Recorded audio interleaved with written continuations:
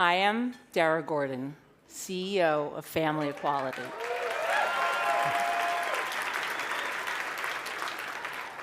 And you can count on us to show up every day.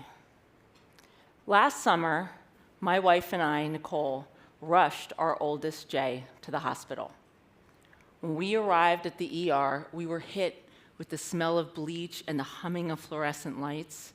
The anxiety kicked in, and we were a mess. But we had to keep it together for Jay. Nicole and I instinctively took our roles. She had the keys, the insurance card, ID, the documents to get us registered. I was the protector, ready to answer all the necessary questions, medical history, and the situation that brought us there. We were in mom mode, and we make an excellent team.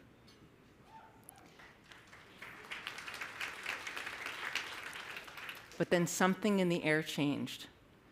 As I was about to engage Jay, she was pulled aside by a medical practitioner and asked my child a question I will never forget. Who's your biological mother? It stopped me in my tracks because it wasn't about love or safety. It wasn't even about caretaking or parenting. That moment was about qualification. It was about a system that didn't compute a child being brought in by two moms, a system with the most narrow definition of family. At the same time Jay was being asked that question, Nicole was being blocked at the front desk.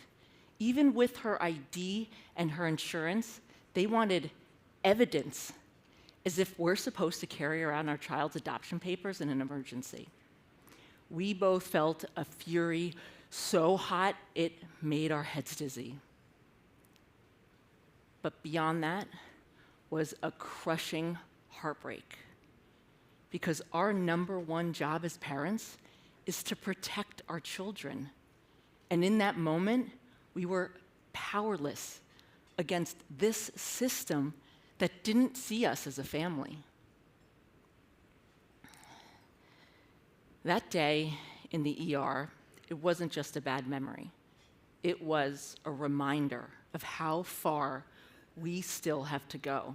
And it was a catalyst. If this was happening to us now in New York City, imagine what is happening to other LGBTQ families across the country. I thought about Kelly and Rhonda in Tennessee, who were turned away countless times by state-funded foster care agencies just because of who they are. I thought about John, a trans dad, who had to turn down a promotion because it meant relocating to a hostile state, which would have put him at risk for losing custody of his child. I thought about Rebecca and Miguel and Claudine and Shane and Jose and too many more to name. Who gets to decide what family is? Is it the person holding your hand in the emergency room? Or is it defined by the hospital policy? We know the truth, but still, we are all vulnerable.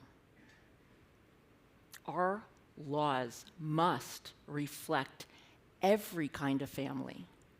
Family equality exists to do that work, to uphold a simple, fundamental promise that no child will ever be turned away for the care they need, or a seat in a classroom, or a place to call home.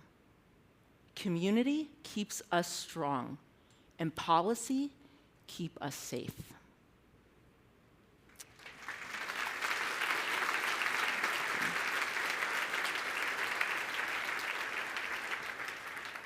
In my first year, I've seen the pain, but I've also seen the power. 600 anti-LGBTQ bills were introduced across the country last year. Together, we defeated 88% of them. Yeah. And we advanced protections in 11 states.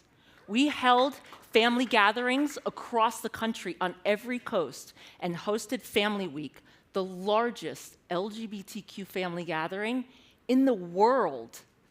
That is what it looks like when we show up.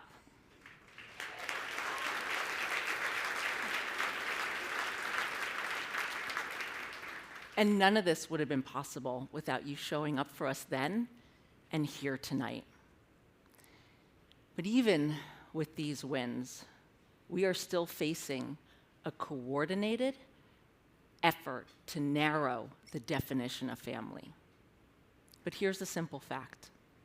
Family is greater than a census box or a legal loophole. It is commitment, sacrifice, and unconditional love. We aren't here to take anything away from anyone. We are here to ensure the law recognizes the reality of our lives. Because what is good for our families is good for all families.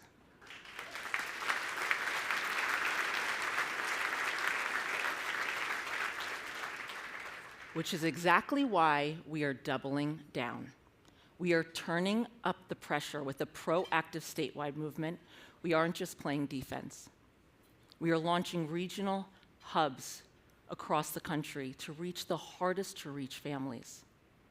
And we are telling our stories our way, so loudly the world can no longer ignore us or erase us. It took a family emergency to make undeniable what I already knew. The moment for action is now. And make no mistake, this too is an emergency. And we must meet this moment by being there for one another, without hesitation, without retreat, and without fear. And when we do, anything is possible. Because we are here, we are family, and we are greater than any definition they try to put on us.